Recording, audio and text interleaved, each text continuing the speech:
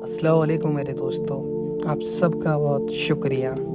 आज ये मेरी उम्रा सीरीज़ का तीसरा पार्ट है। माशाल्लाह से आज हमारा तीसरा ही आज उम्रा भी है। हम यहाँ से सुबह सुबह अपने होटल से निकले फजर की नमाज़ पढ़ के आयशा मस्जिद पहुँचकर हमने एहराम की नियत के लिए 2 रकात नमाज़ पढ़ी और एहराम की नियत करी।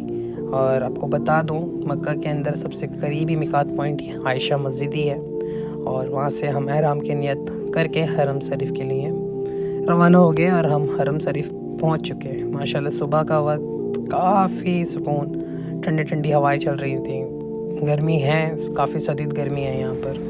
और हम पहुँचे सीधा फिर कबूतर चौक, क्योंकि जैसे कि मैंने आपको पहले भी बताया कि अपने साथ हम दाना लाए हैं और हमें दाना लेना भी है, हमें दाना लिया भी है यहाँ से। तो हम जहाँ हमें कबूतर मिलता है हम कोशिश करते हैं कि अपने साथ दाना रखें और उन्हें दाना दें, और नहीं रख पाते तो इंशाल्लाह आस-पास से ख़रीद के हम दाना ज़रूर डालते हैं, क्योंकि हमारे मेहमानों ने हमें पैसे दिए हैं उस चीज़ के लिए और हमने कुछ अपने दिल से भी आहद करा था कि हमें भी कुछ करना है। तो माशाल्लाह देखिए एक इंडोनेशियन बच्ची है किस तरीके से कबूतरों के साथ खेल रही है। काफ़ी सुकून भरा ये समय था, सुबह सुबह का वक्त था। और ये कबूतर चौक है, ऐसा इस जगह को बोला जाता है क्योंकि ज़्यादातर कबूतर यहाँ मिलते हैं। और यहाँ मैं वीडियो बना रहा था, काफ़ी सोच रहा था, काफ़ी गहमी चल रही थी अपने दिल के अंदर कि अल्लाह ताला तेरा शुक्र मैं कैसे अदा करूँगा। और अब यहाँ से मुझे आगे के लिए निकलना था, तो हम निकले और सीधा पहुँचे यहाँ से गेट नंबर 74 की तरफ। और गेट नंबर 74 से ही हम आज एंट्री लेने वाले हैं। और यहाँ से काफ़ी सुकून वाली बात यह है कि एक जिनको परेशानी रहती है उनके लिए एलिवेटर यहाँ लगे हुए हैं। तो यहाँ से हम एलिवेटर के साथ उतरे और क्योंकि देखो चलना यहाँ बहुत है, तो कोशिश यही करी जाती है जितना ज़्यादा मशीन से उनका यूज़ कर लो आप, जितनी एनर्जी आप बचा सको उतना बचाए रखो। क्योंकि आज का दिन फिर वही मैंने अपनी कोशिश यही करी कि हम जितना हो सके उतना हम इन चीज़ों को यूटिलाइज़ करने वाले हैं। आज के दिन को भी पूरा यूटिलाइज़ करेंगे, क्योंकि आज मुझे जितनी भी आसपास की ज़ियारतें थीं, जितनी भी मस्जिदें थीं, जो मैं पैदल कर सकता था मैं आज करने वाला था। मैंने अपने दिल में अहद कर रखा था, इसीलिए मैं फट सारे कामों को कर रहा था। सबसे अव्वल काम था हमें आज का उम्रा कंप्लीट करना। तो इसके लिए आज हम पूरे दिल से और अपने मजबूती के साथ निकल पड़े।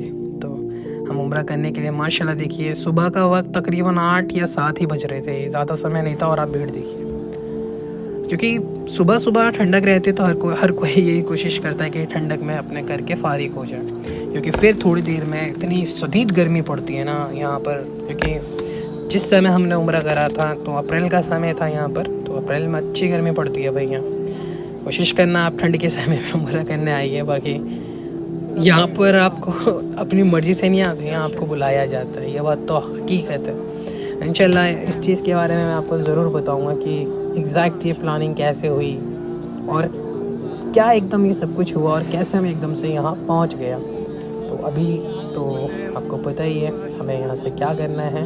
आपको मैंने पहले भी बताया कि यहाँ पर एक ग्रीन लाइट है, ग्रीन लाइट से ही स्टार्टिंग और ग्रीन लाइट से ही ख़त्म। और इस तरीके से हमने अपने 7 चक्कर पूरे करके इब्राहिम के सामने खड़े होकर 2 रकात नमाज़ पढ़ी, जमज़म पिया और हमने अपने तवाफ़ को मुकम्मल कर यहाँ एक शख्स थे, ये देखिए माशाल्लाह से ये एक चिड़िया है और इसको ये खजूर खिला रहे हैं। यहाँ पर ये सारी चीज़ें नॉर्मल हैं। मैं सोचता था कि काफ़ी यूनिक है, बट यहाँ नॉर्मल है।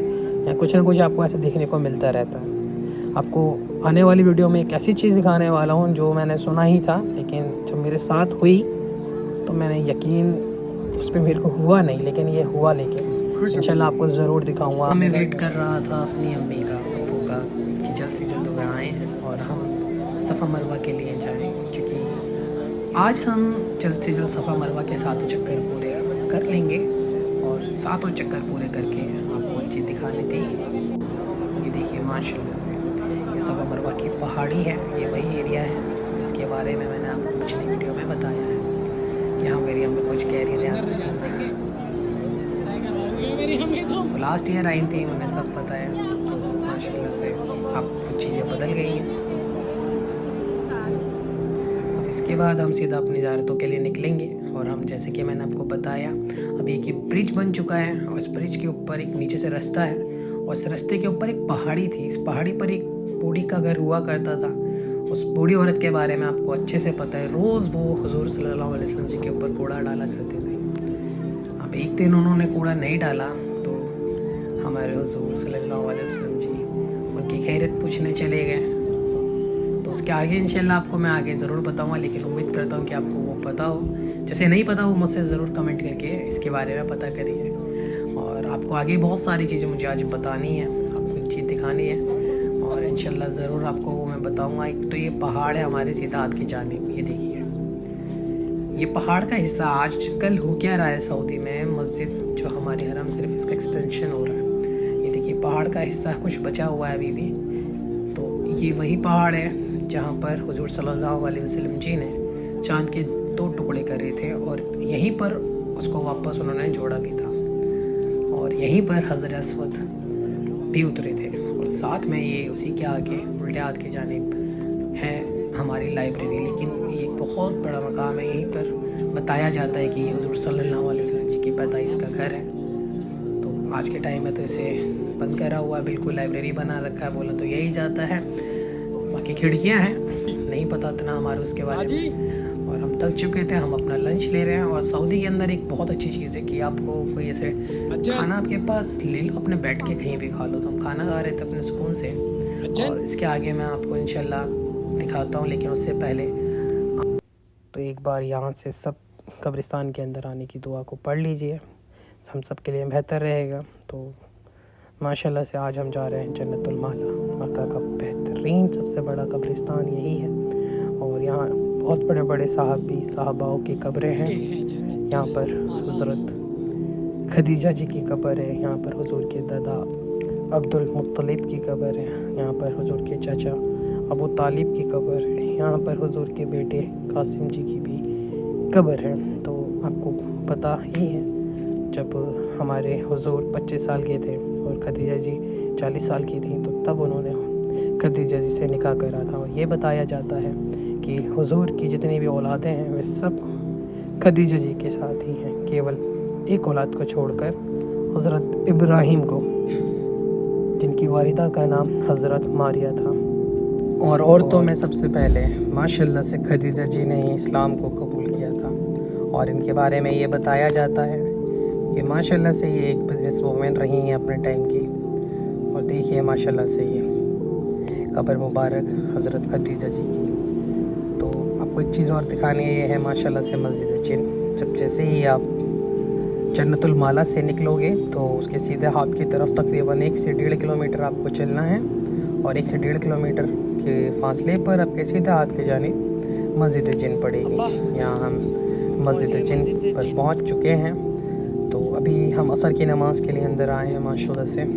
और मस्जिद जिन के स्टोरी है एक मस्जिद जिन की भी। तो उसकी स्टोरी कुछ इस तरीके से है। ये बताया जाता है कि एक जिन्नों का ग्रुप हुआ करता था जो कि हुजूर सल्लल्लाहु अलैहि वसल्लम जी के कुरान पाक जब वे पढ़ा करते थे, जब वो कलाम पाक की तिलावत करते थे, तो वो ग्रुप नीचे आया करता था हुजूर की तिलावत को सुनने के लिए। तो माशाल्लाह से ऐसे करते करते हुए ग्रुप इतना ज़्यादा इनसे इंस्पायर्ड हुआ हमारे हुजूर सल्लल्लाहु अलैहि वसल्लम जी से, तो पूरा का पूरा ग्रुप माशाल्लाह से इस्लाम कबूल कर लिया, उन्होंने इस्लाम ले आया था। और इस मस्जिद के बारे में एग्जैक्टली इतना तो मेरे को भी नहीं पता और ना ही एग्जैक्टली कहीं लिखा पड़ा है कि इसे बनाया किसने। तो ऐसा बताया जाता है या कहा जाता है कि अभी क्लियर है नहीं कि इसकी जो तामीर करी है जिन्होंने करी या लोगों ने करी। बाकी आप इस वीडियो के अंदर देख रहे होंगे एक कबूतर है जो काफ़ी देर से इधर उधर घूम रहा है। ये देखिए माशाल्लाह से ये अभी रुकेंगे, एक जगह इनकी है, देखिए ये देखिए माशाल्लाह सुभान अल्लाह, ये यहाँ पर काफ़ी देर तक रुके। और इन्होंने ये जो शख्स है माशाल्लाह कलाम पाक की तिलावत कर रहे थे। और ये कलाम पाक की तिलावत को बड़े ही इत्मीनान से सुन रहे थे, काफ़ी देर तक इन्होंने कलाम पाक की तिलावत को सुना। और ये मस्जिद जिन है, बाकी अल्लाह मालिक है कि ये कबूतर है या क्या। फिर हम वहाँ से अपनी नमाज़ पढ़ के 2 रकात नमाज नफिल अता करके हम निकल चुके हैं वापस हरम शरीफ के लिए। और क्लॉक टावर जैसे कि मैंने आपको पहले ही बताया है, ये 16 मील की दूरी से आपको नज़र आएगा।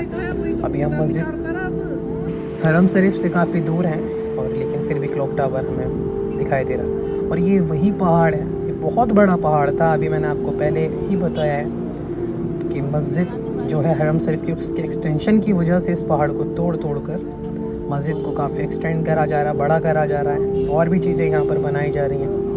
तो आप देख सकते हैं यहाँ से क्लॉक टावर, और मेरा अलग ही इससे प्यार है क्लॉक टावर से, पता नहीं क्या। मेरी बेगम भी मुझे बार बार इसके लिए बोलते थे कि आप जहाँ खड़े होते हो वहाँ क्लॉक टावर की वीडियो बनाने लगते हो। लेकिन मुझे बहुत ही सुकून मिलता था जब मैं क्लॉक टावर को देखा करता था, काफ़ी ही सुकून। और फिर उसके बाद यहाँ पर मस्जिद में हम पहुँच चुके थे, मगरिब की अज़ान का इंतज़ार कर रहे थे। और माशाल्लाह मगरिब की जैसे ही अज़ान लगेगी हम नमाज़ अदा करेंगे, और नमाज़ अदा करके आज का हमारा दिन मुकम्मल होगा। और पीछे देखिए हुज़ूर के पैदाइश का घर, और काफ़ी सुकून है अभी। और जैसे ही अभी अज़ान होगी, आपको अभी माशाल्लाह से इसी वीडियो में अज़ान भी आपको खाने काबा से सुनाई पड़ने वाली है। एक सेकंड के लिए रुकिए।